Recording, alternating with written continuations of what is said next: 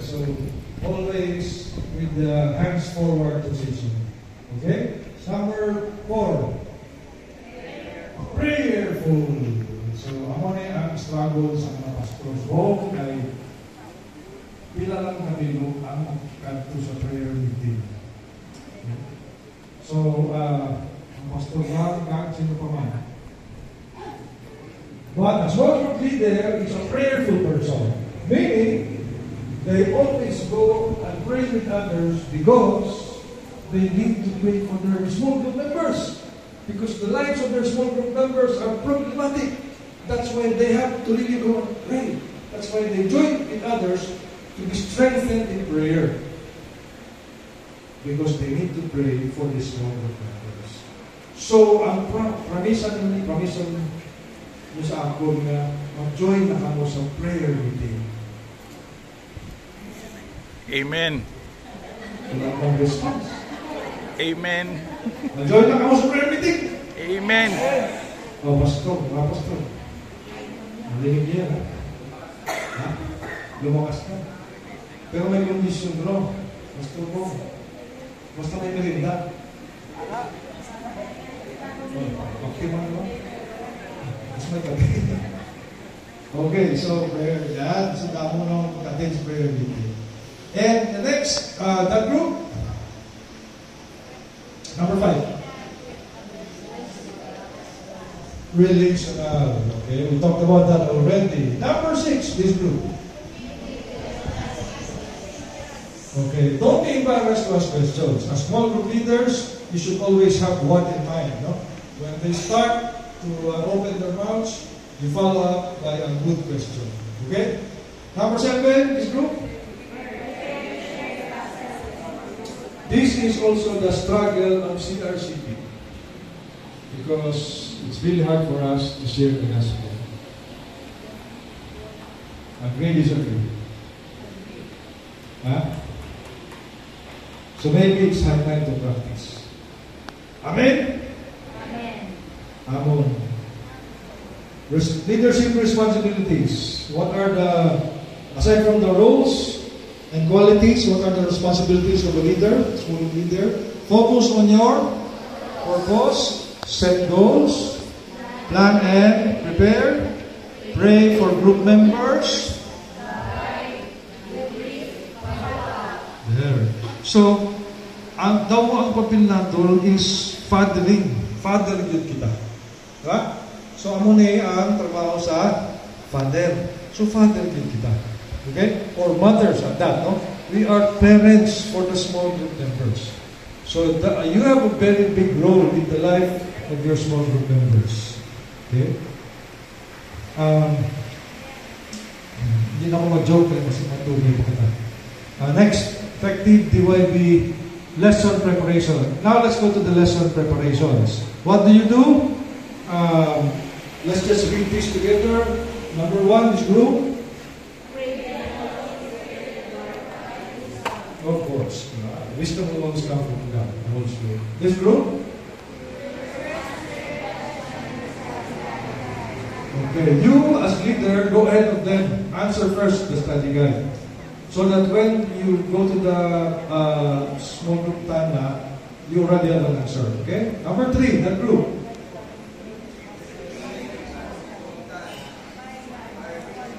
Okay, be familiar with the passage. Don't just read it one time. Because kasi may details ba ang miss ninyo, so hindi pwede nga ma-miss ninyo. So read the passage more than once. Okay? More than once. If possible, 5 times. Or 100 times. Alright? Number 4, this group.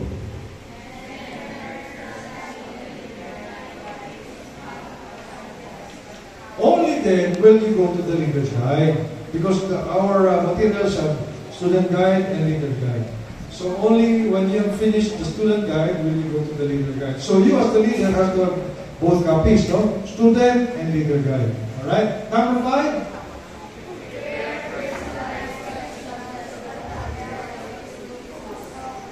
Okay, as a leader, you're already prepared. So, get ready with the personalized questions. Number 6, that group.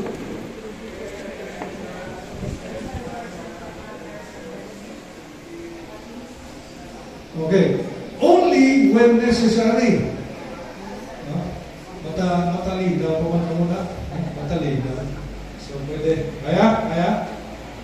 So, prepare additional resources only when necessary. Like we said earlier, no, you don't have to offer additional information. Baka it might overload their brains.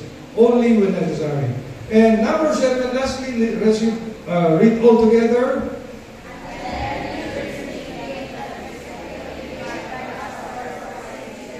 To review lesson.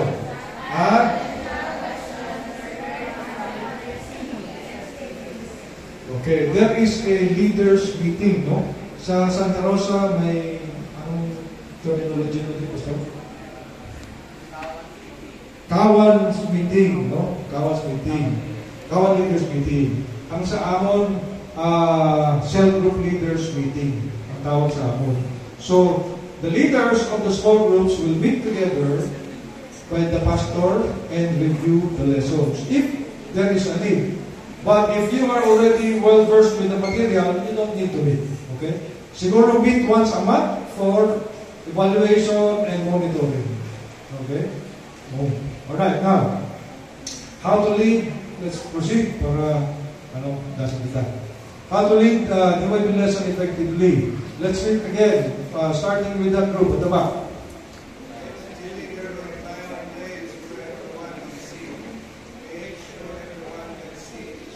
Okay, so find a place where everyone can see. So everybody has to be able to see each other.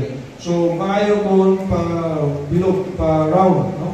So everyone can see each other. Okay, so that everyone will be familiar with each other and everyone will have a relationship with each other. All right. Number 2, start on time with a short prayer. Always, no? Number 3, this group. Alright, here is where your icebreaker question will come in. Number 4, read the Bible passage together or assign someone. Someone will have to be your reader. Number 5,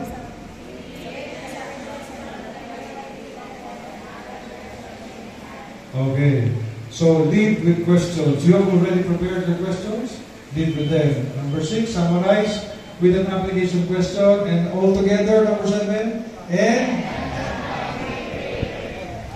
be conscious about this also. Kasi sometimes the small group takes so much time that others won't want to attend anymore because our small group runs for 3 hours, 4 hours.